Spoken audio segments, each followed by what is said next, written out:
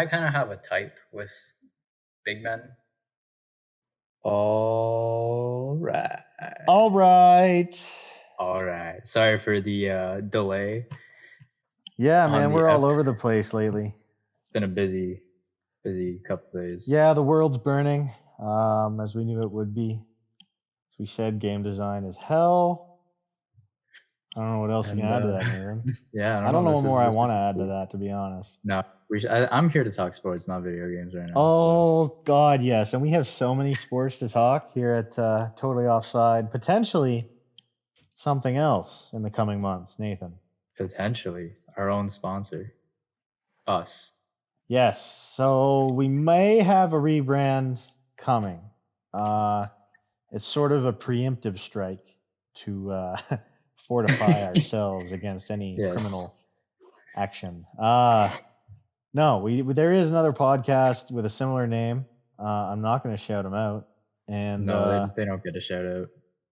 we thought that our material was different enough, but we seem to be advised by, I'm not going to say really advised because I wouldn't give them that much credit, but No, it's a recommendation that maybe we take a bit of a different route. So that might be coming in the future, but for now, moving forward, we will be totally offside. That's what this will continue to be. And when it changes, you'll know. So Yep. Thought we should mention that. But aside from that hocus pocus bullshit, Nathan, tell me about some basketball. Let's get into some basketball. We're gonna start off quick preseason stuff. Get that out of the way. I'm not going to talk every single game. There have been a lot of games since. I'm only going to talk the and ones we can't that I care make this about. a 2-hour episode. No. That's so we'll start. I did cover all the Toronto games because you have to. Because Toronto. Yeah, we'll open up with Toronto beating Boston 125-119 in overtime. Huge. That was a good one. I don't care. I didn't watch too much of it. I didn't watch too much of it, but we did beat Boston, and they were playing Jason Tatum and Jaylen Brown, so that matters. That does matter. Atlanta beat Milwaukee in Abu Dhabi. DeJounte Murray led Atlanta in all three major categories. Whoa. With a 25, 8, and 9 stat line. That's incredible. That's impressive. I love Even that though he it's gets preseason. To play. No, but I love that he gets to play somewhere where he can really be shine as a star. Yeah. Because he was good in San Antonio, but San Antonio wasn't going to win. Well, San no, Antonio that's the thing. He didn't have a chance, which is why they moved matter. him. Yeah, that's why they moved him in the first place, because they knew that they wanted him to do good. So I know you didn't watch it, you said, but how do you think him and Trey look together? I think they complement each other very well because DeJounte Murray is an extremely good defender, and Trey is an extremely bad defender, but extremely good at shooting. Yes. And scoring. So they complement each other very well. DeJounte Murray is a consistent triple-double kind of guy. Man, I'm excited for that duo. That's a fun. Atlanta's gonna be. I love that he led them in all three categories too. As much as I don't want Trae Young to succeed, I'm very happy with this duo, and it is going to lead to some exciting basketball in the East, for sure. Which makes it good because the East has been outshadowed by the West for so long. Well, when there's a modern day dynasty formed, it's kind of hard not to be outshadowed. Yeah, but the East is. I think the East this year is better than the West is. I would argue it is, for sure. If we went back to East versus West All-Star games, I would put my money in the East for this year. If nothing else, it's deeper, and I think in turn that makes it much better. Yeah, definitely. Moving on to OKC beating the Adelaide 36ers 131-98, as they should, Phoenix. Take a lesson, bitches. Oh my goodness. As an NBA team should, Phoenix. 131-98 is that's what I expected from Phoenix. That's what I thought it was going to be. If it happened against OKC, I might be a little bit more okay. Yeah, if OKC lost, it'd be fine. Whatever. They were Shea probably wasn't playing. Yeah. And whatever. But no, it was the Phoenix Suns, and OKC's the one that beat them by almost 40. Gotta love it. Crazy. Fucking basketball. All right. Yeah, anything can happen in basketball. Another Toronto game. Houston beat Toronto 116 to 110. Corey Mm. Eason is gonna look like a problem this year in Houston. Really? I'm telling you right now, he's gonna be. He has all rookie first team potential. I think he's gonna be second unless he makes some noise. Okay. But I think he can be first team. I'm saying as a prediction right now, I'm saying Tari Eason is gonna be all rookie first team. Wow, that's impressive. I'm telling you right now, this guy. This one I actually watched a bunch of the highlights because I was like, how did we lose to Houston? But he looked good. It wasn't even Jalen Green that was really cooking us. It was Tari Eason that was cooking Damn. us. So Well, I I was mean, like, it is. I like that idea of Houston being good or at least fun. That's good. yeah. But I'm excited about. Well, I don't think they'll be good. I don't think they'll be good at all. no, but But it's I think not they can fun when they're a upset some tire people. fire. Yeah. And if I you do watch think their Toronto should warmups, have beaten that though. if you watch their warmups, they look like they want Victor Wembanyama. Really? So Okay. I don't know. Well then. Orlando beat Dallas 110-105. Cool. Banchero is still going crazy. I'm gonna rave about this guy all year. This I kid hope is so. like, he is looking terrifying, and I'm seeing a little bit of Blake Griffin out of him. He's definitely there's no actual comparison for him though. He's definitely just like he is Paolo Banchero, right? He's if I had to put a comparison to him, I would say like a most improved player of the year, Julius Randle, or like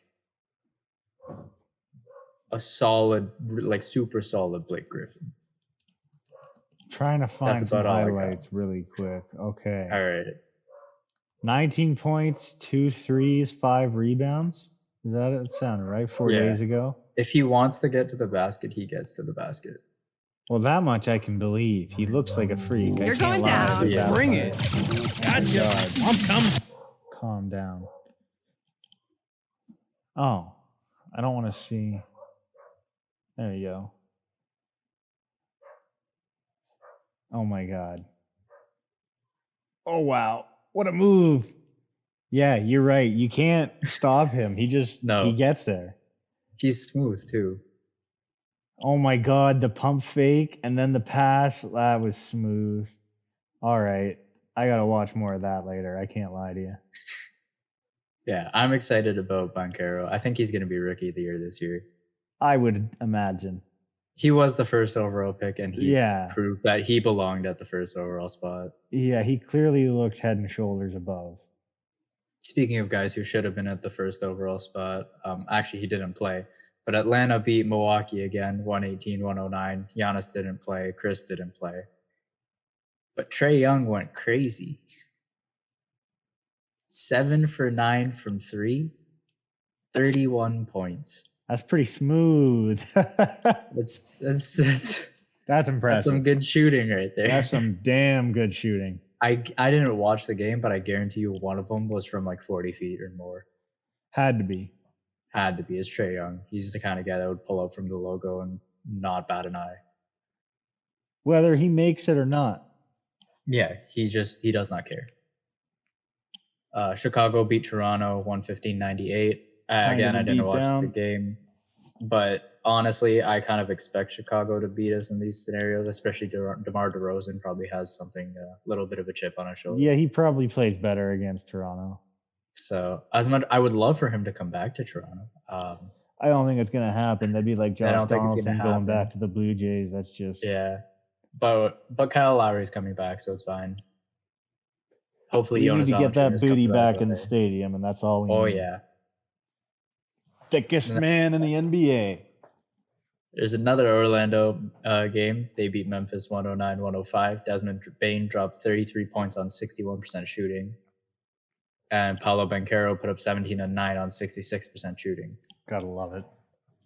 I love seeing Desmond Bane go off because I had him in fantasy last year. Really?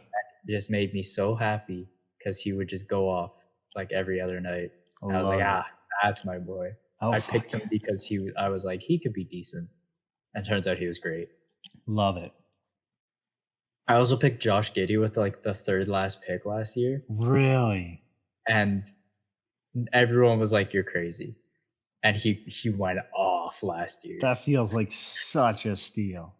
I was like, oh, I finessed the whole league. That's impressive. I was so happy with that pick. And then this isn't a game, but the way that I've seen the preseason games going for San Antonio, they're making it very clear that they want Victor Wembanyama. Because the games aren't even counting right now, and they're playing like absolute garbage. I don't want him to go to San Antonio. But the thing is, Victor Wembanyama is the kind of guy that will turn a garbage team into like a playoff team. So San Antonio might be interesting at that point. I guess They're they're probably- not going to put a good roster around him. He's just going to make No, they everybody won't. better, Yeah. which is fine, but it only gets you so far. And speaking of Mr. Vic, the alien, the demigod, My hero. my hero. I love this guy so much. If We're I a little met him, late I on might not this. be able to talk. We're a little late on this, but he played Scoot Henderson again. They had a back-to-back, and he went off again. Arguably played better. I think he did. He put up 36, 11, and 4 with 4 blocks. And for those who think that he's too fragile to play in the league, he had a knee-on-knee collision with Scoot Henderson, and he's the one that got up and kept going. Wow. Scoot Henderson got injured and had to get was out for the game. Whoa. Like what? That's crazy. He's durable too. Gotta love it. Oh my god, I can't wait till he puts on muscle. I think there was a stat that he put up 79 points in 2 games.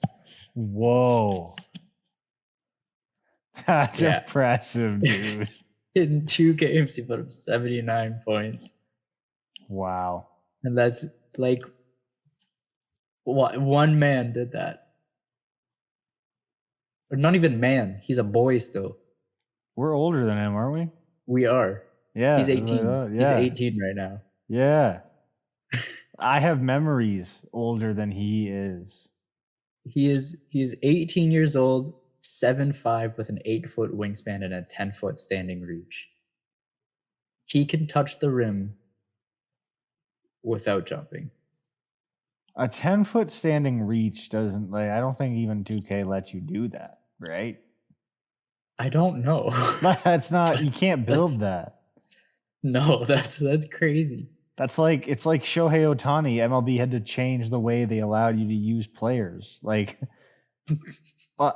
this is like game altering on a global scale.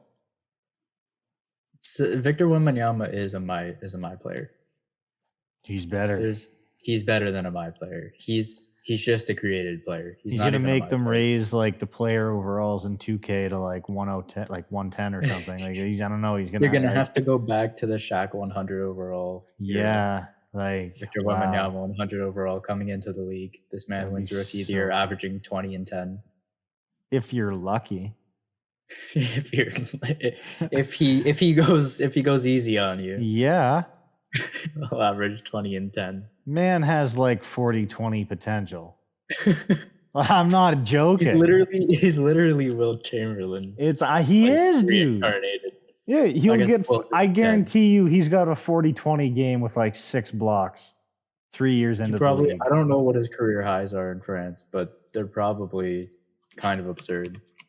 I bet they're comical, Nathan. Let's look at Victor Wembanyama's international stats. I bet they're an absolute joke. Actually, they're terrible. Really? Yeah. He averages 9.4 points, 5.1 rebounds, and 0.8 assists. Sorry? That's it. 9.4 points. Victor Wembanyama. I don't get it. What happened? What? But then he plays anywhere else, and he's just a god. How did he become such a big deal if that's the numbers he's putting up? I don't know. But yet, he's still just absurdly You know what, good, Nathan? apparently. I'm not going to question it anymore. You know From what? what I watched, he's still nuts. I'll still tell you, insane. he passes the eye test. How about He that? more than passes the eye test. How about that? Yeah, and then when he played for, I'm not even going to try and pronounce it. He played in the Jeep Elite League or something. Played 3 games. I'm sorry, did you say 17.3 Jeep? points. Like the car? Jeep Elite. French Jeep Elite. Is that like a Wrangler with a cigarette and a beret? It's a France league. It's a France league. I don't know. Okay. He averaged 17.3 points per game. 33 from 3. He averaged 8 rebounds and 2.3 assists. So that's more so what we're looking at. Still not mind-bending. Not mind-bending, but like still impressive. Very impressive. It would look much he- better when you're watching him do it because it's him. Yeah, because he's absurdly good, and I don't understand how he functions.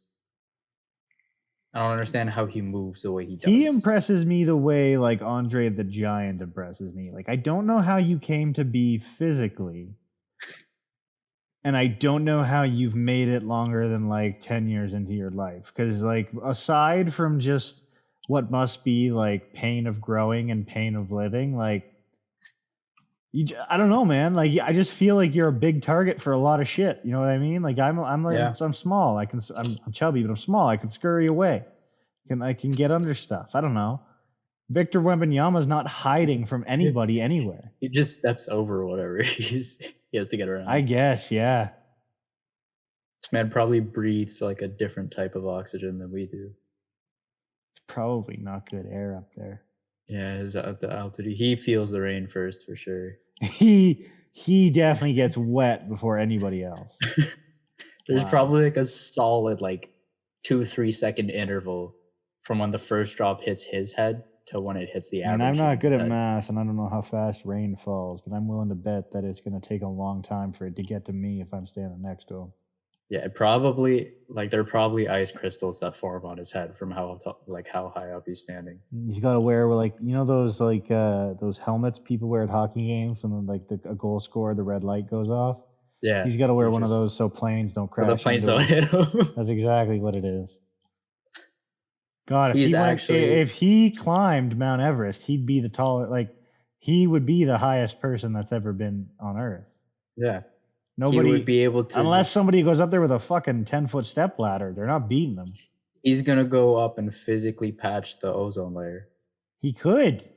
They just got to get him a 10-foot step ladder, and he's probably good. Yeah, just get him a step ladder on get top. Get him like Kevin Hart's 1-2 pop, yeah, top of the fridge. Mm-hmm. Yeah, no, that'd be fine. Yeah, he'd be fine. Speaking of pop, 1-2 punches. This was a shit quality video. It's a pretty garbage video, but video of Draymond Green punching Jordan Poole at practice surfaced last week. It would still be last week, and he knocked him out. He smacked the ever living shit. He made Jordan Poole gone. Turn into a dummy. If you haven't watched it, if it's likely still on the internet, go look up Draymond Green punching. It'll be on Reddit somewhere. It's somewhere. There's no way they've cleansed the entire internet of it. No, this is too good. The internet won't let this die. Yeah, no. It's in the video. It's very clear that they're talking back and forth. There's something going on. No one really cared because it's a basketball thing. It's trash talk, right? It's a sports Draymond. Thing, this is probably a daily occurrence where he's just in somebody's ear. Exactly. So nobody really cared. You could see in the video that no one was really paying attention. And then Draymond kind of went up to Poole. It was a little aggressively. And so Jordan Poole pushed him away, and Draymond just responded with a sucker punch to the face. Just a full blown. Yeah, it was cheap. KO punch to the face. And apparently the reports that came out were that Poole was being arrogant around new contract extension talks, and he was kind of letting the money get to his head, basically. Mm-hmm. Steve Kerr and other Warriors players immediately denied the claims. And Steve Kerr saying that it couldn't be further from the truth, and that Jordan Poole has been excellent all training camp. Which I fully believe. Yeah, I think that's perfect. I think that's accurate to. You know how they say What there's going two on. sides to every story? I think there's probably just Steve Kerr's side to the story here. Yeah, and Bob Myers and Draymond Green both denied that the altercation sparked due to contract talks. So even Draymond Green was like, no, it didn't have to do with money. Bullshit. It's just media. It's just media. Draymond has since apologized to Jordan Poole and taken time away from the team. The team stated that they don't intend on issuing any type of like suspension or anything on Green, and that he will be playing Friday night. Team chemistry just took like a 50% hit. Yeah, chemistry definitely. If anyone saw like the Twitter responses from everyone, I forget who it was, but someone was like, I think it was Evan Fournier said like, I would not be able to play with a teammate after that. Like it's hard. It's gonna take time for that to recover. I don't know. I I doubt mean, Jordan Poole and Draymond Green are gonna have like Steve Kerr good punched relationship. Michael Jordan in the face in practice, and they became like friends after because Michael Jordan respected him so much after that. Yeah, but it's also Michael Jordan. Different scenario. I know. Draymond Green and Jordan Poole. I know. So, I'm just saying. Yeah, I don't know this if that, I isn't don't a think that's version of that where this isn't the case. It's definitely like because Jordan in this Poole would have every scenario, right to be mad. And the funny thing is, like, if Jordan Poole is talking about a big new contract extension, he kind of has a right to. Like, yeah, I'm sorry, Draymond, but you're well past your prime, and you're with the Warriors almost solely on like history at this point. yeah. If he It's didn't legacy. spend his whole career in Golden State, he wouldn't still be in Golden State. No, it's legacy. He would I know you probably think be that in means Sacramento. something, but it kind of doesn't when it's a guy like Poole and you punch him in the fucking face in practice. Like real bad. If that fist flew anywhere near Steph, James Wiseman would have like snapped Draymond Green's neck. That would have been a good video. That would have been a real good video. If it went anywhere near Steph Curry, Like Draymond Steph's would be in just Sacramento off faster to the than you side, can and you just see James Wiseman spear Draymond out of the video frame. Like yeah, that would be good. I'd like that. Yeah, that would be even funnier than it was. It was an interesting video to see. It was super low quality. Apparently, it was the. It looked like it was filmed on a 2004 cell phone. Apparently, TMZ paid the video coordinator a bunch of money to release the footage. Oh, I hope they paid him enough for him to find a new job. Yeah, so the video coordinator is it probably has been fired. Yeah, no, I'd imagine there's a small article somewhere saying he was formally let go. Yeah, so he probably he's not going to be back in sports. Money to hold him off until his next job. Maybe McDonald's might need I was going to say he better have enough to go back to school. He's got to figure something else out. I'm sure McDonald's could use a video coordinator, right? Yeah, TMZ probably doesn't give a fuck what goes on at a McDonald's commercial filming. Exactly, yeah. So that's a whole situation. Moving on to fantasy, though. We're kind of burning through basketball news here, but these things. Moving on to fantasy, I've just got a few sleepers that people could pick up in the draft. Honestly, some of these might not be good. I'm just telling you guys right now. But if it's late rounds and they're still on the board and you need to fill a spot, I think these are the guys that you could have. Trey Jones is a no-brainer for me if he's still there on towards the end of the draft. He's probably the starting point guard in San Antonio, so he's going to be dishing out a lot of assists to guys like Keldon Johnson and Devin Vassell. That feels like an easy decision. Yeah, probably getting a few points here and there for himself. He's never going to be the guy to carry your team. He's never going to lead your team in fantasy points, but he is going to get you potentially I don't know how scoring will work in other leagues, but in my league, a good 20-point game is a good solid fantasy game. I mean, he's going to be consistently contributing to his squad. That much I would be willing to say you can count on. Yeah. He will be a useful piece. I wouldn't draft him I wouldn't even draft him in the middle of the draft. I would draft him probably only towards the end of the draft if he's still there. Last 3 rounds? Yeah, I'd say last 3, probably like 3-4 rounds. Okay. Keep an eye on. Lauri Markkanen. He's potentially going to be the guy in Utah. He's going to get a lot of PT and he's going to get a lot of on-ball minutes. I don't know if Utah's planning on playing him at the 3 like Cleveland did, but if they do, he's going to be probably the primary ball handler. I would imagine. Since Colin Sexton is a very sketchy primary ball handler. So I think it would be, he's potentially going to be like the go-to primary scoring option in Utah. And which in that case, like that should be a no-brainer in terms of points. I'd probably draft him like, again, last 4 rounds, maybe higher, depending on the draft state. But otherwise, he's going to be good for you. He's not going to be amazing for you. None of these guys are going to be amazing for you, to be honest. No, if they were, they'd be already taken. They want to be sleepers, Yeah. right? They want to be guys that you could pick up towards the end of your draft. Shake Milton, good spark plug guy off the bench, similar to kind of Norman Powell-esque. He's a little inconsistent, but he does have his games. He will go off for you every so often. That is a Nate guarantee. By go off, I'm saying like 30 points, 30 fantasy points. I'm not saying it's a Nate guarantee. It's a Nate guarantee that he will, at one point in the season, go off for you. Good bet. Solid bet. I had Shake Milton on my team last year, I believe. I did drop him because I found someone better. But he was solid while I had him. He was a good guy. He's not going to be the starter because Tyrese Maxey exists. Fair and enough. James Harden exists. But he's a good 6-man. He's a good scorer off the bench. He could dish assists here and there, maybe hit a 3. He'll fill a spot on your team and contribute. Exactly. Yes. Lastly, this guy, I'm actually huge on this guy. Quentin Grimes. I like Quentin Grimes a lot. He is a big Duncan Robinson-esque corner 3, catch and shoot, knockdown shooter.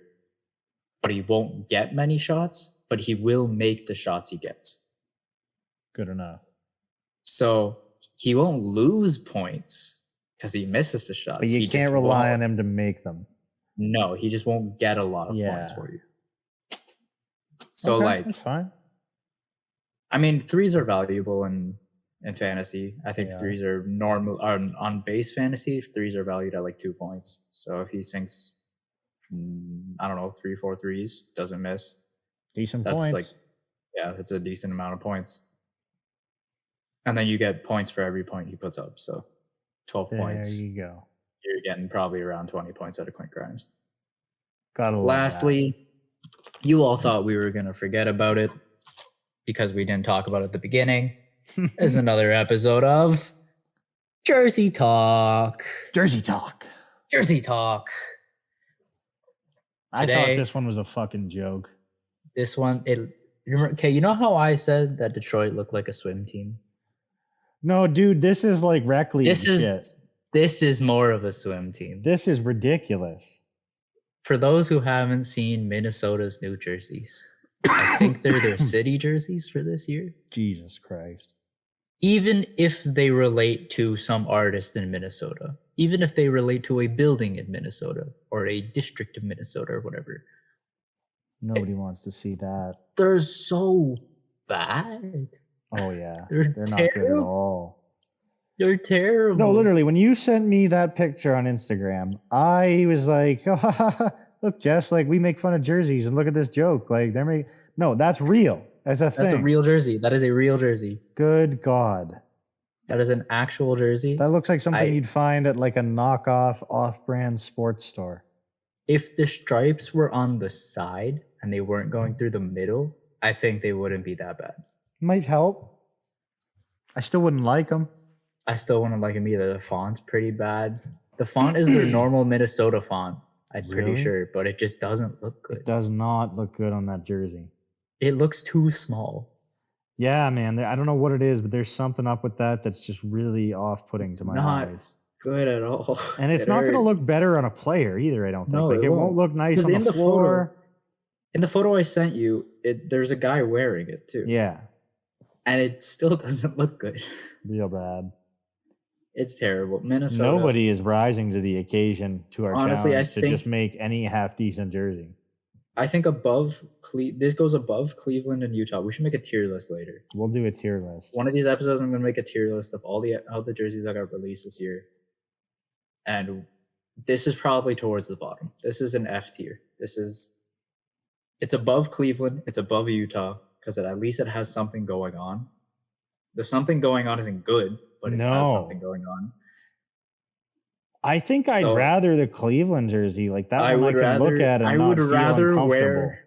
I would rather wear Utah's jersey.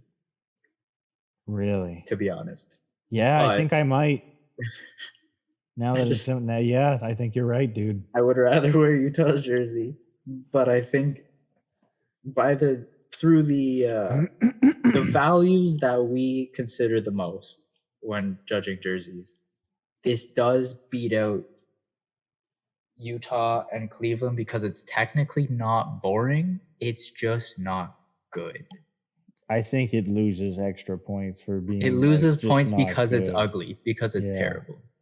Like, sure, you tried, and that's more than other teams have done, but at least theirs didn't turn out as poorly. Like, yeah, they didn't take a risk, but man, you did not get a reward.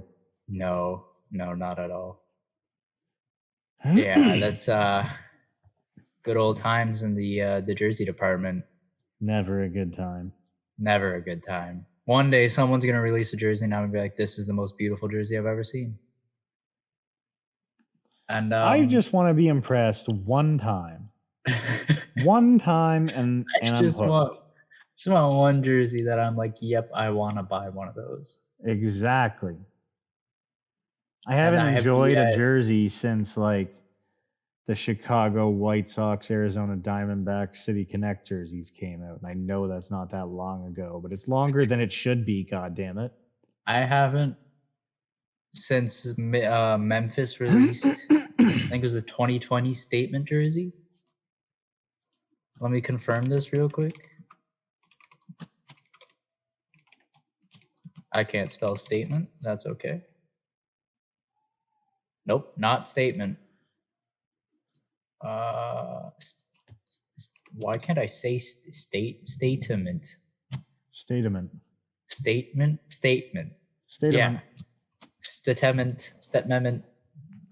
Maybe it wasn't statement. Maybe it was their city jersey. Oh yeah, they're 2020 city jerseys. I really like those. I have one of them actually. Oh really? Yes, I do. I have this specific jersey that I will send to you right now. Well, the photo we show on the screen will be a better photo than the one I sent him, but I have that jersey. Nathan, that looked good. That would look good on you. I know it's a nice jersey. I'll wear it around you one day. I'll wear it for one of our pods when we go back to on-camera pods. That's pretty cute. It's good. I'll wear my John Morant Memphis jersey. But that's it. That's all our basketball for this week. Man, I can't wait for the regular season to get going. I know, me too. I'm excited for basketball back. I can't wait. We need to do a predictions episode. Next episode, I'm going to put out my predictions for the season. Haven't you already done it? You put out an awards prediction. I did put out an awards prediction, but that I had so many like options in there. I want to narrow it down to like, I think I had 5 for each or whatever. We can go through it again, and then you're going to have other predictions. These are going to be my absolute predictions for the beginning of the season. Nathan's going to tell you what happens in the NBA this year. And then All-Star, we'll take a look at it again. I'll see if I'm changing my mind on anything, and then we'll see how accurate I was. I'm willing to bet you're going to be like 60%. Oh, that's a high number. I don't know, dude. You're pretty fucking spot on with most stuff. Maybe, I don't know. Maybe I'll try and get a hot take, see if any of those hit, but who knows? If you take a hot take, that guy is gonna hit. So good luck to those guys. What do you say, Nathan? Should we talk about some football? Yeah, let's talk about what happened in football this Some week. football. Okay. NFL Week 5. And I got to say, Nathan, for not really paying attention to the NFL for a long time, I'm enjoying it more on this kind of like highlight basis week to week. Yeah, This is a fun way to take it in. it's an easier way to keep track of everything too. Yeah, it makes more. I'm following storylines much easier in my head. Oh, yeah. All right, let's dive into some. Colts beat the Broncos 12-9. Awful game, terrible It game. went to overtime. It was the worst game I had Not ever a watched. good game to watch, Nope. even if you like defensive games. Terrible. It 0 was terrible. touchdowns scored, Nathan. It was just field goals. It was That's basically all they it should have is. just the second they got to second down, they should have just punted. Yeah, that's a good idea. They should- Stephon Gilmore had an interception to force overtime. Naeem Hines exited after the first play, which sucks. How's this for you? Colts are 2-1, tied for the AFC South lead. The Broncos are 2-3 and still very ugly. The team should not be 2-1 and tied for the lead. That's what I mean. How They bad should is the not be AFC tied for- South? The AFC South is awful. Most of football is real bad. I'm not gonna lie. That's Well, when true. you consider that there's not even enough good quarterbacks for how many teams there are, there can't Yeah. be good teams. Yeah, there aren't enough true starting caliber quarterbacks to fill the league right now. Giants beat the Packers in London 27-22. This was a good game. This is the opposite. This one was a good one, yeah. Giants rallied for 17 unanswered points with a bloodied Daniel Jones leading the game-winning drive and Saquon playing hurt. They trailed 17-3 at one point, and the Packers had the chance to tie in the final minute, but they fucked it up, and the Giants forced a turnover on downs. And now the Giants are an NFC best 4-1. Wow. In London, too. That's exciting. Bro, who needs Eli Manning? Do you want to know who scored the first ever NFL touchdown in the UK? Who? Eli Manning. Oh, no way. Yeah. Who needs Eli Manning, though? The Giants are fine. Yeah, they still have Saquon. They're doing all right. Chargers edged the Browns 30-28. It was a pretty back and forth game. The Browns were up 14-0 early. They got down the field trailing 30-28 late in the fourth, set up for a field goal. And instead, Jacoby Brissett threw it right to Alohi Gilman. Chargers failed to ice the game on 4th and 1, so the Browns get another chance. And then rookie Cade York missed the go-ahead field goal. He also missed a 45-yard attempt earlier in the game. But Austin Eckler had 199 yards and a TD, and Chubb had 2 TDs and 130 yards. So good game for them if you're got them on your fantasy squad, I guess. You also forgot about the Patriots game. Skipped over the Patriots game. Did I really? Yeah. No way. Patriots made the Lions look like the Lions, 29-0. I forgot. Detroit was a total mess. Jared Goff couldn't get St. Brown or Hawkinson involved at all. Ramondre Stevenson had 161 yards, though. Jacoby Myers, 111 yards, 1 TD. And Bailey Zapp, the guy who I didn't know existed a couple weeks ago, he was 17 for 21, 188 yards. He was I forgot about him. 1-1 with a TD and interception. The Lions are now the opposite of the Giants. They're 1-4. Not good. What else do you expect of the Lions, though, really? Yeah. 29-0 is very impressive considering it's like second string quarterback and not a strong core of receivers or running backs or anything for the Patriots, though. Really good showing for them. Nathan, your lowly Jags here got beat by a nobody Texans team, eh? Yeah, but they're a nobody Jags team, so it's fine. Trevor Lawrence had I guess he was we have Trevor 25 for Lawrence. 47, which is impressive. Trevor Lawrence isn't a nobody. Everyone else is, though. 286 yards, but he had 2 interceptions, and that's it. So not what you want to see. Marvin Jones, 7 receptions, 140 yards. Nobody on Texas was good at all, and Houston didn't have a sack. So nothing going on, buddy. Not a good game. Just not a good game at all. Yeah, would not recommend showing that to a friend. No, I would not watch that. Don't show that game to anybody if you're trying to get them into football. Bucks beat the Falcons 21-15. Brady, how's this for his stat line? 35 for 52, 351 yards and a touchdown. Marcus Mariota was disappointing. I don't know what else you expect. Fournette, Evans, and Godwin all had between 60 and 80 receiving yards, which is impressive. And the Bucks had 5 sacks. So Marcus Mariota, that might be why he didn't look so good. Bills blew out the Steelers 38-3. This is maybe the game of the week. I can't lie. Know who has this guy that you're about to mention? Of course you have him on your fantasy squad. Why wouldn't you? Of course I do. Yeah. Gabe Davis, 98-yard touchdown. Early in the second quarter, Steelers fumble the ensuing kickoff. Josh Allen, 20 for 31, 424 yards, 4 touchdowns, 1 interception. Davis had 171 yards and 2 TDs on 3 catches. 171 yards on 3 catches? 2 What? of which were touchdowns. That's ridiculous. I can't believe that exists. Stephon Diggs had 102 yards and a TD. Looks like he meant nothing in comparison. Kenny Pickett, 34 for 52, 327 yards and an interception in his first career start. How's that for slinging the fucking rock, eh, Nathan? 52 attempts in your first career start? Holy shit. Hucking it. That's like Brady and Mahomes do that. That's what they do. Yeah, he literally threw 1 less make than Brady did. That's Same crazy. amount of passes, 1 less make. Except not as productive at all. Bills are 4-1. Steelers are 1-4, hosting Brady and the Bucks next week. That's not going to look good in Pittsburgh. Jets stomped the Dolphins. This game looks like it was fun to watch. I don't think it was that fun to watch. Skylar Thompson from Miami was 19 for 33 with 166 yards and a touchdown.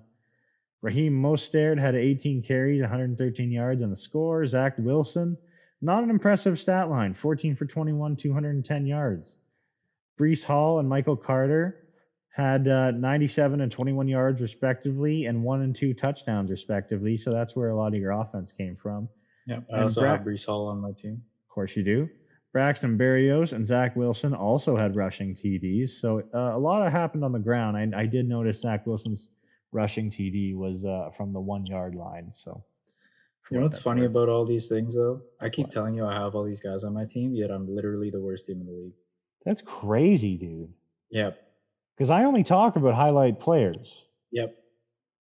Yet I'm 1-4. Mantra. Man, you're real bad. Yeah, we're pretty garbage this year, but it's okay. Speaking of being garbage this year, Justin Fields and the Bears lost 22-29 to the Vikings. And while Justin Fields didn't look that bad in this game compared to his other ones, it's still not a good game.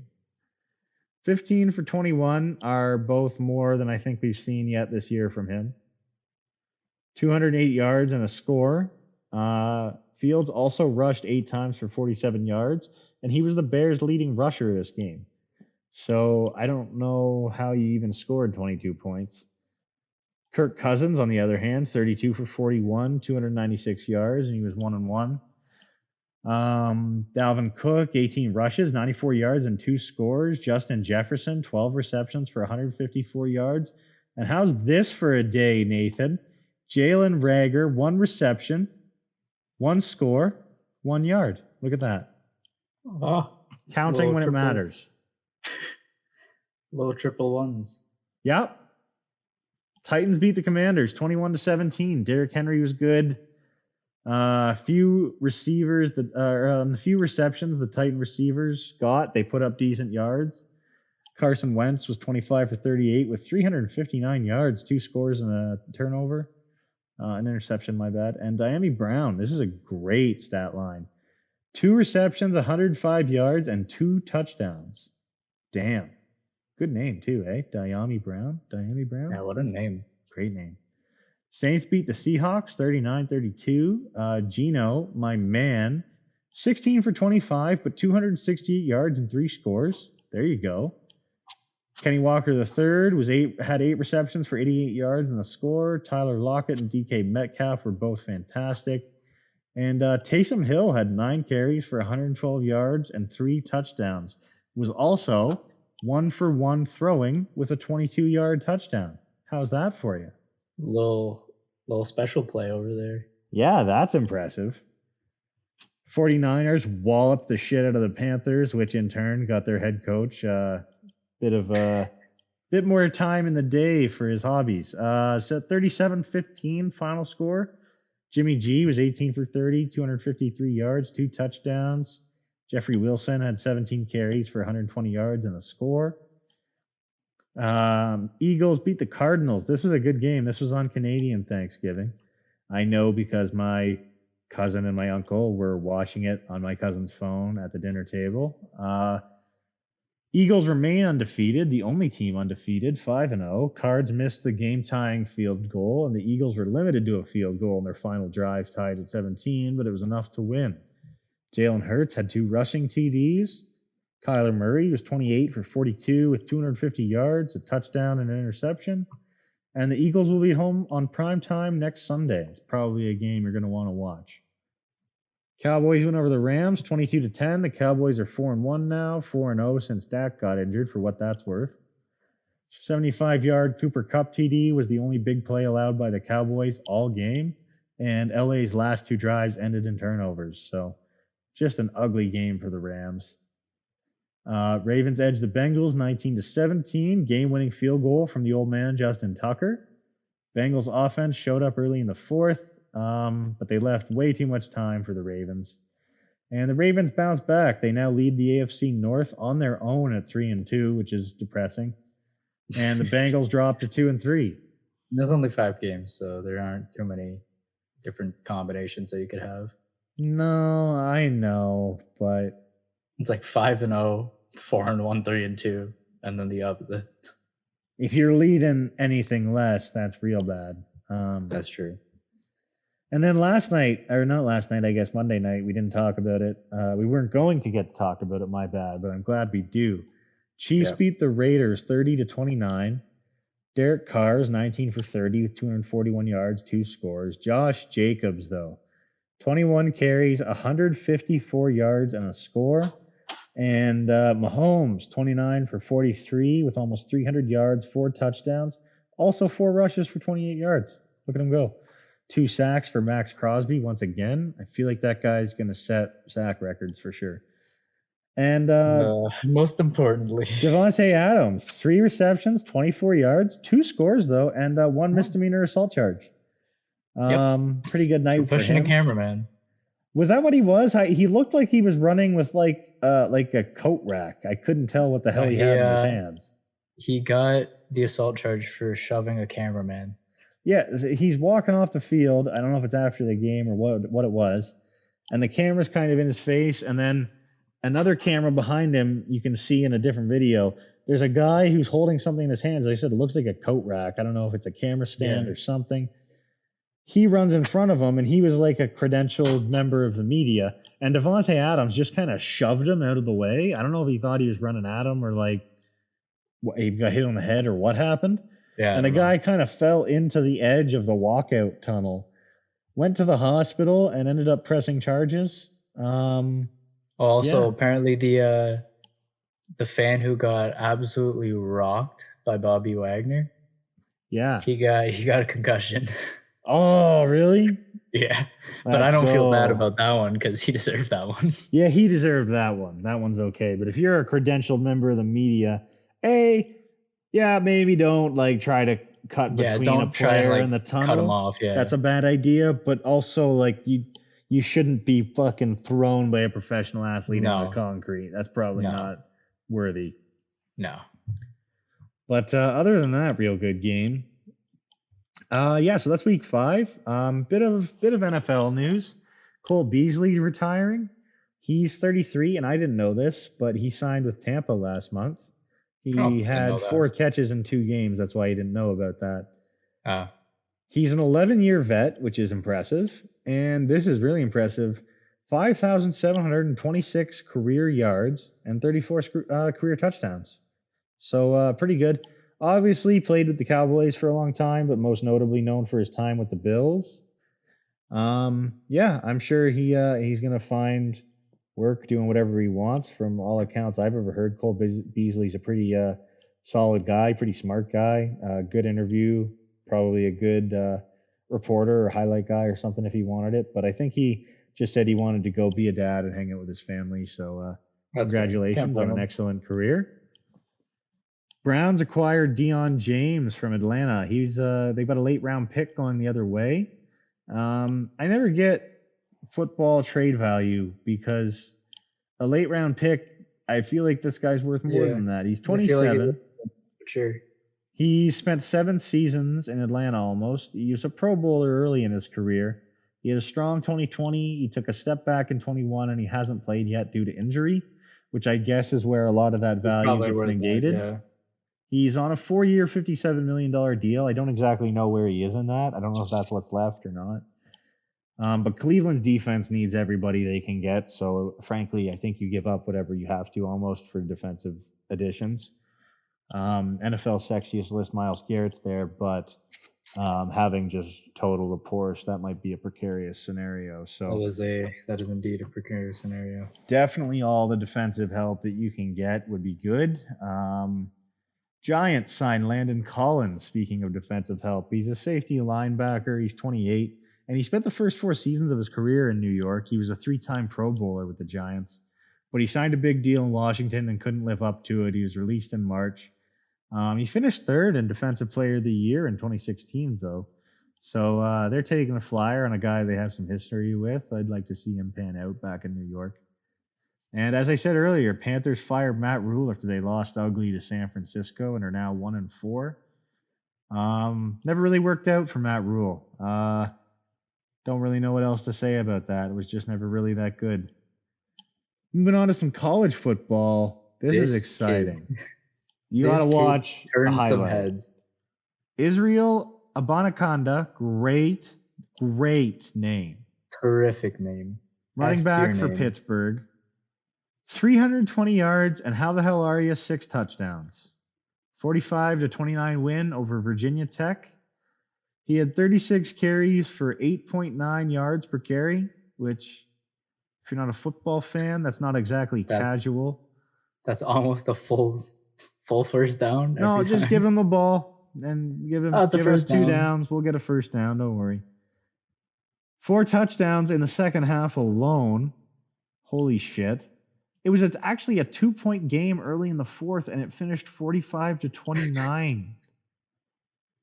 He iced it with an 80-yard run and score with just over 8 minutes remaining. Can you imagine icing a game with 8 minutes remaining? 8 minutes remaining. So that means that early in the 4th, so 12 minutes. I don't know how long college football halves are. Are they 20, whatever?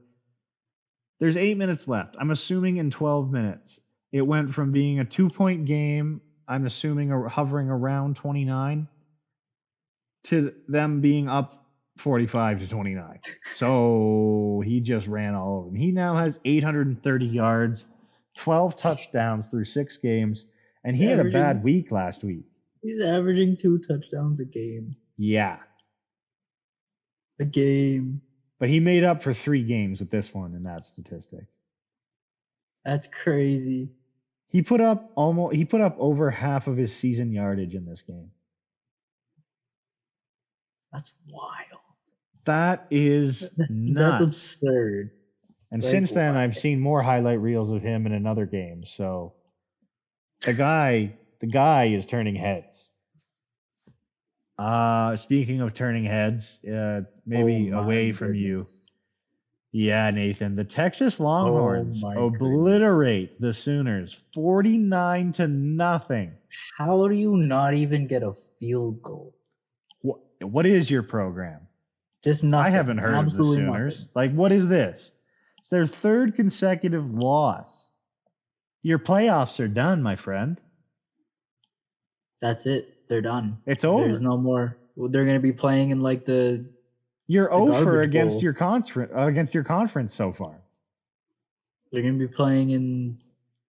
I don't know what other bowls are there. You're going to be playing in like the Tide or fucking Glade Fresh Sense Bowl or something. Like you're not getting anything worth anything here. This is really ugly. You're playing in the Hasbro Bowl. Quinn Ewers returned for Texas, and Dylan Gabriel still wasn't available for the Sooners. OU fell behind 28-0 in the second quarter. Davis Belleville, 6 for 12 with 38 yards and an interception in place of Gabriel for the Sooners. No. Oh, no. Oh, no. Ewers finished 21 for 31, 289, 4 touchdowns and interception. Bijan Robinson rushed for 127 and 2 scores. Texas is now 4-2, which is impressive, but OU is 3-3, and they're facing a strong Kansas team next week. However, they're done. Kansas has a little bit of an issue of their own. The Jayhawks, Jalen Daniels, starting QB, out for the season with shoulder separation. So maybe there's a chance to recover. Still no playoffs, but there's a chance to recover. There's a chance to not look bad. I want you to look at his KU Athletics page, Nathan. No. If you just look, you know how they have your career honors here? Just kind of leaf through his 2022 real quick. And it shows you like Tennessee Tech game, West Virginia game, whatever. Yep.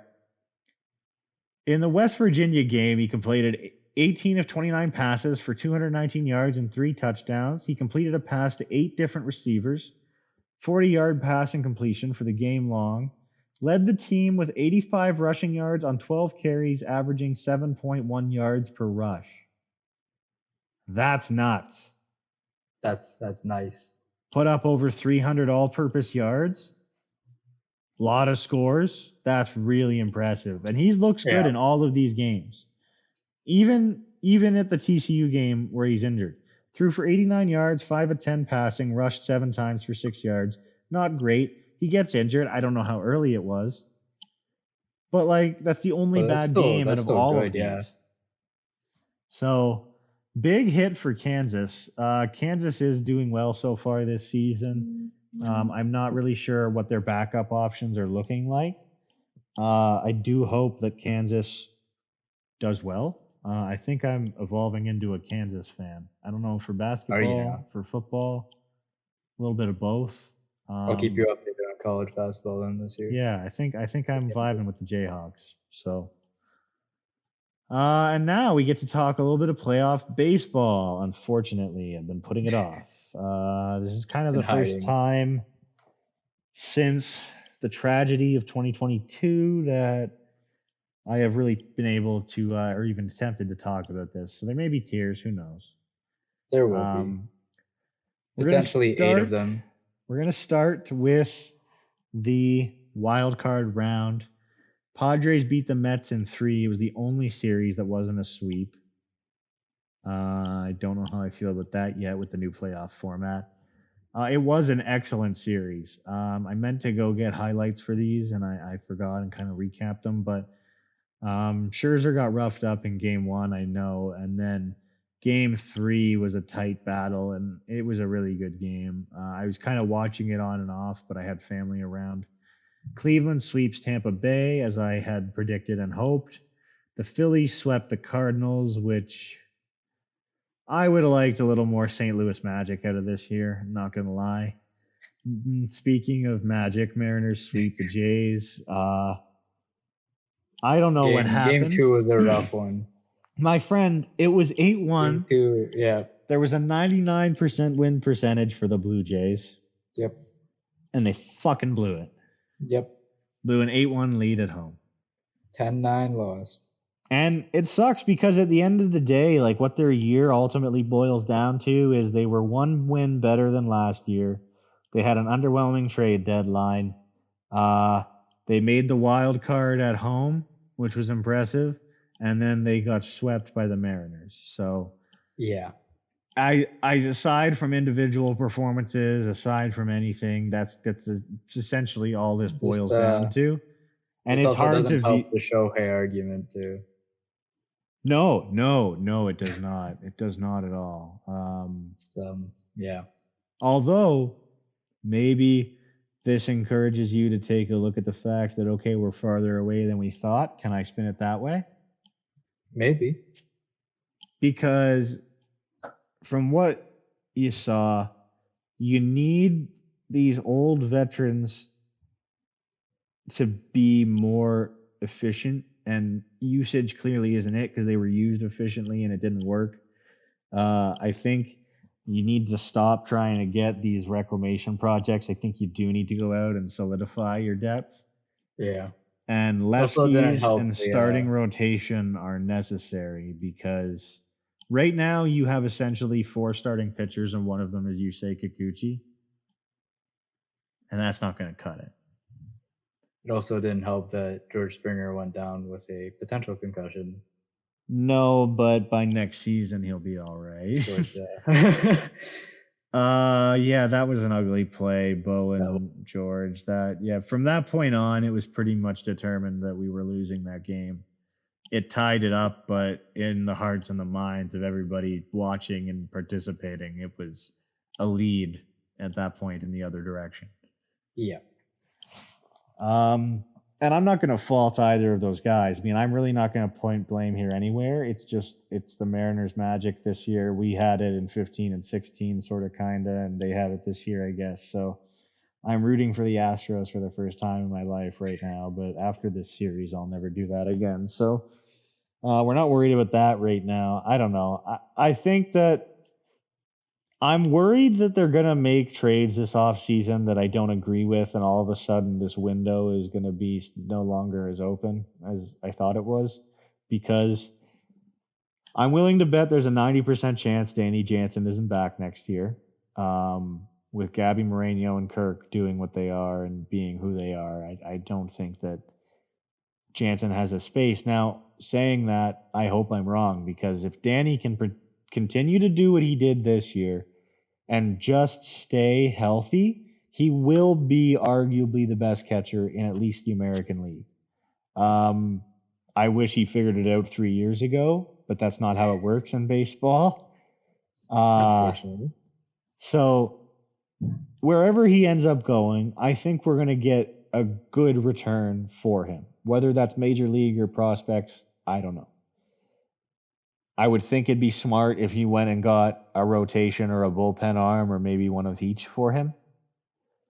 But if he stays, that's fine. The DHing thing with Kirk and him works. With Moreno, it gets ugly. But we saw at the end of the season, Moreno playing the infield, and Moreno was signed as an infielder by the Blue Jays. That's what he played his whole life before he played professional baseball.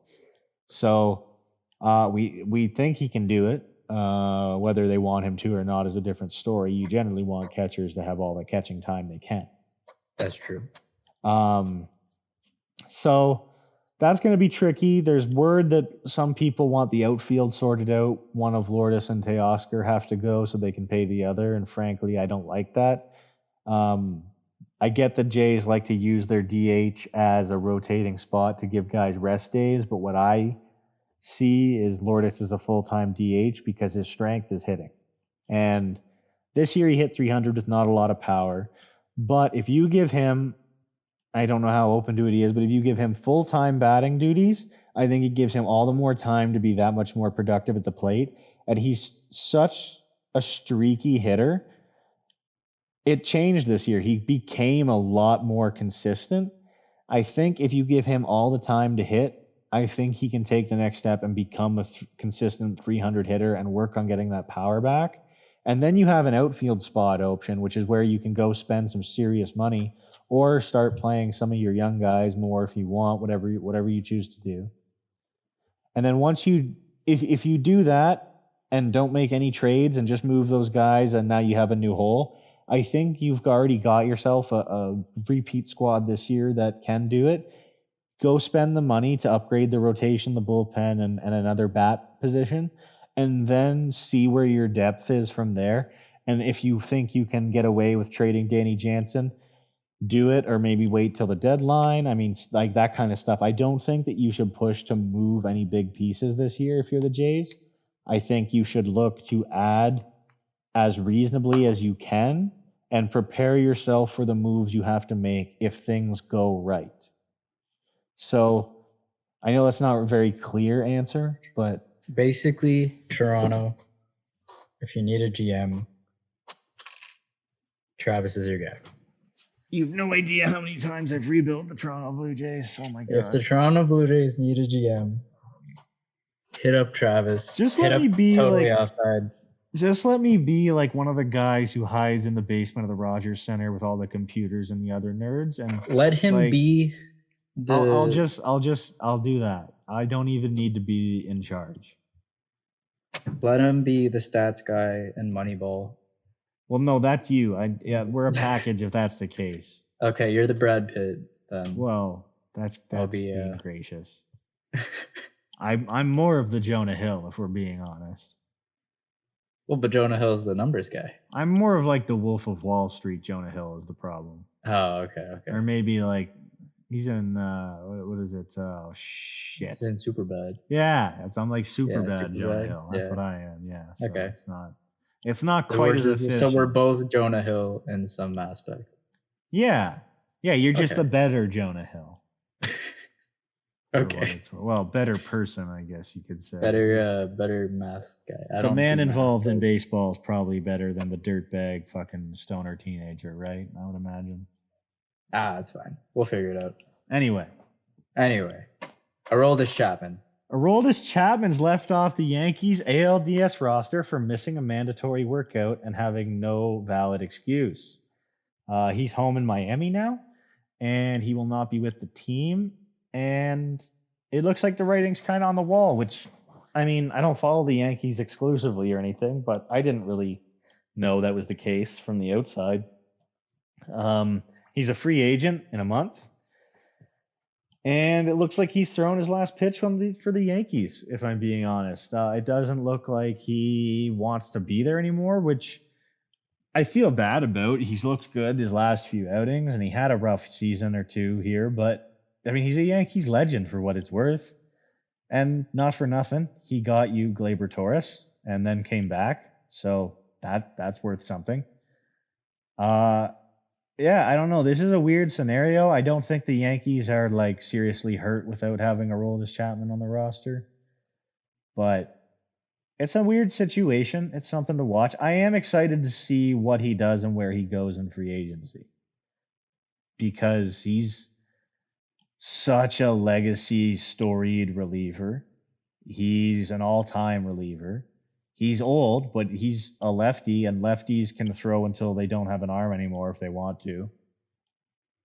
So I don't know. Somebody's going to give him a shot. I hope it's not the Jays, but somebody's going to give him a shot. Somebody's going to give him a shot, just not us. No, if he comes to the Rogers Center, he's going to give up 800 fucking home runs this year. But anyway, Matt Carpenter on the bright side will be healthy and added to the Yankees playoff roster after breaking his foot this season. So that's exciting. Hopefully he still has some of that magic he had earlier in the year. He can come back and make himself a Yankees legend in the playoffs. That would be a fun Yankees legend mustache, I'm telling you right now. The Royals fired Mike Matheny, if it really mattered. He had 3 sub-500 seasons, so it's the Royals. I don't know what you expect. Angels and Phillies named Phil Nevin and Rob Thompson their full-time managers for next year. Kind of surprised with both of these, but happy about both of these. Angels are probably just doing this because why not just let Phil do it? The team's going to get sold anyway, and then there'll be a new manager, so let him run the ship for now. And he gets a good chance to run a team and make a better career position for himself. And Rob Thompson, the Canadian, gets to manage the Phillies again, and considering they're winning in the playoffs, I don't see why you'd have any excuse not to. Nathan, this is tough for anybody in the NL, especially the NL East. It's gonna be good. Braves continue to be a powerhouse, dude. They signed Spencer Strider to a 6-year, $75 million extension. It runs through 2028, and it includes a $22 million option for 2029, and a $5 million buyout. Now, yeah, pretty solid deal. Team friendly. I don't know if anybody's been paying attention to baseball, but Spencer Strider looks like one of the best pitchers in baseball. And the Braves core is locked up pretty much until like 2030 on extremely friendly deals. Ozzie Albies, Ronald Acuna Jr., Spencer Strider.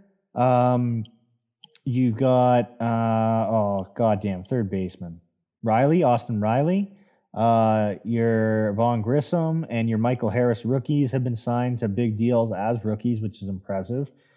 The rest of their pitching rotation is like they've got like 8 or 9 starting pitcher caliber players for any team just throughout their system that are all there for a number of years. I mean, I don't know where they get the money, but Alex Anthopoulos is doing some great shit. Another Canadian shout out, Toronto Magic shout out.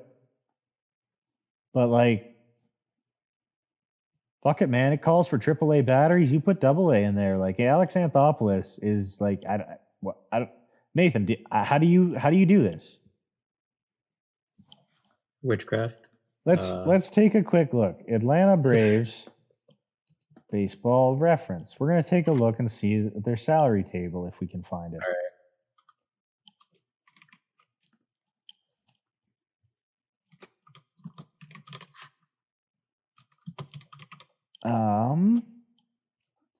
Players franchise history. There we go. Okay. You got it? Yep. Who's highest on their payroll right now? Charlie Morton at 20 mil. Then it's Ozuna at 16. And then it goes like 20, 16, 16, 15, 15, 10, 10, and then it's just sub 10 for like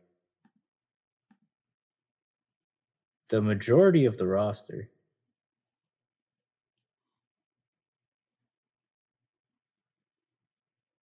Oh, that's not even, that's next year, I'm pretty sure. Actually. Austin Riley, okay. Austin Riley, 10 years, 212 million.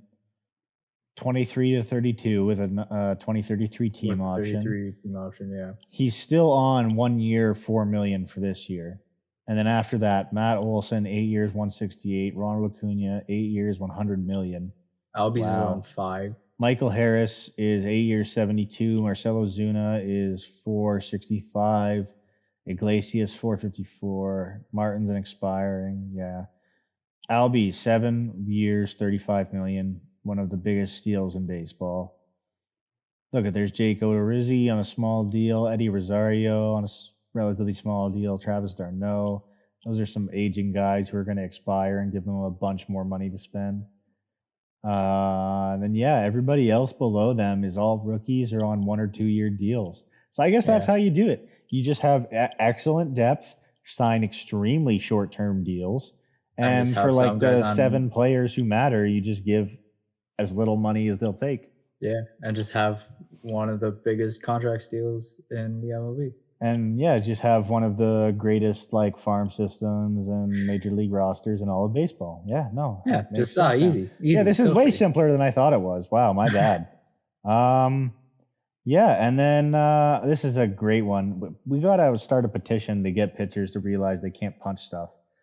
Phil Maton, a reliever for Houston, punched a locker in the last week of the season after they'd already clinched.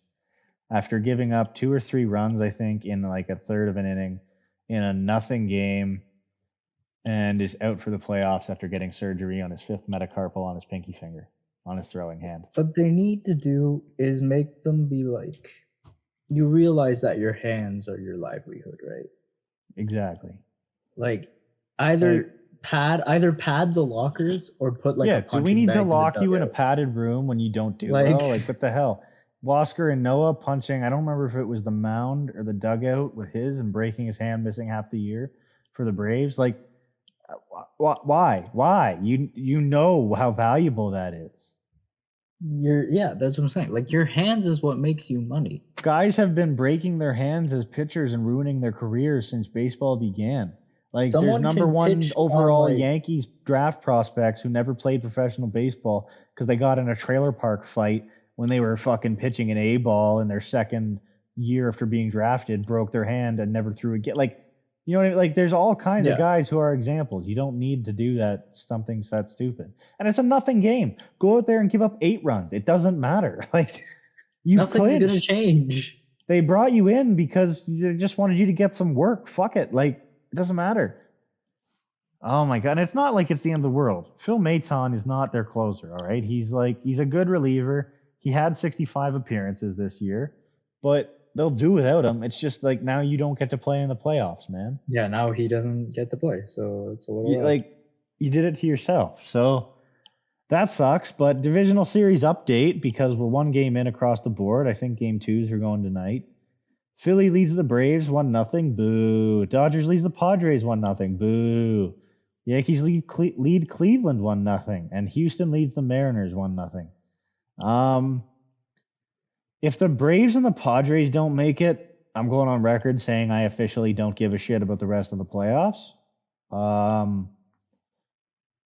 Like at all. It'd be nice if the Yankees beat Houston, just for their sake, I guess. But I don't know, Nathan. Do you have any vesting interest in what's going on here? Not really, to be honest. I mean, I like the Braves and the Padres are my NL teams, so that's yeah, good. I want to see the Padres succeed because I think I had a prediction earlier in the season saying that the Padres were going to make World Series. My Braves Jays World Series is off, so I seem to have been mistaken. It's seeming like it's going to be Dodgers World Series. Just the Dodgers. Braves are down 1-0 too, but I don't think Philly can take it from them. And yeah, the Padres have a steep hill to climb here, but yeah, it's going to be probably the best series to watch out of all of these by far. Yeah, would watch any of these, it would. Cleveland could make this very impressive. Like they could make it really interesting. I think Houston's going to have their way with the Mariners though, and the Philly and the Braves games are just. They're going to be good. I just think the other two series, especially Dodgers Padres, can be way more exciting. Yeah. Game 1, Trey Turner hit a huge home run, and I saw the highlight of that.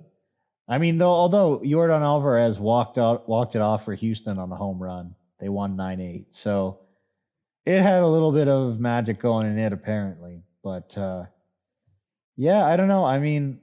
Playoff baseball is a different animal, so it's all incredible, but it's just when your team loses the way mine did this year, it's hard to feel a passion for much of anything. Wow, that sounded way too dramatic. I'm really makes in it sound like you just sat there and stared out the window to the. No, I literally I told my grandfather at Thanksgiving I'm not ready to talk about the Blue Jays yet, so. It's I'm in it. I'm in one. But yeah, that wraps it up for me, my friend. That's what's going on in my side of sports. Man, I don't know. We got so much work to do still on we do. Can we shout out the game? Can we do that? Is that an option? we sponsor ourselves. It's fine. Okay. Do you want to do a shout out? Sure. Well, the game's not. You're not available. You can't see it. It's kind of in production. Kind of. We're in pre-production. Yeah, we're in pre-production right now. We will be having a game later in the year, a video game. And how much do we want to talk about it? Do we want to... Working title? Working title? Mausu? Do what you will with that information. If you've seen The Secret of Nim, kind of an insight. If you've played Death's Door, kind of an insight. And I think that's probably good. Diablo? I think if you played Diablo, kind of an insight. Kind of an insight. Otherwise, stay tuned to find out more about the game. We will be sponsoring ourselves with that game, and we will be promoting it. Yeah, we're going to have it available. I mean, there'll be a chance to check out some social media or some videos or trailers or something.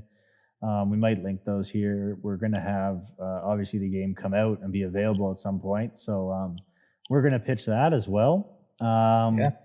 And if nothing else, we just kind of want to brag because, like I said, game design is hell. And when you succeed, it's a really good feeling.